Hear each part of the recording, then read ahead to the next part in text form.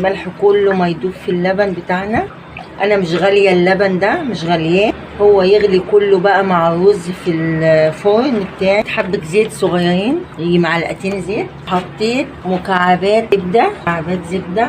هي كانت قالب كبير وانا عملتها كده المربعات دي.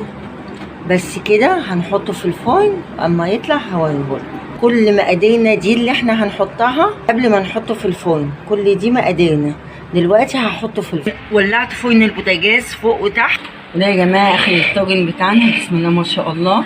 قعد تقريبا في الفرن الطاجن بتاعنا يجي ساعه كده، وما شاء الله كان استوى كله واتشرب. ساعه الشوايه والفرن من تحت الاتنين مع بعض. وده اخر شكله معانا.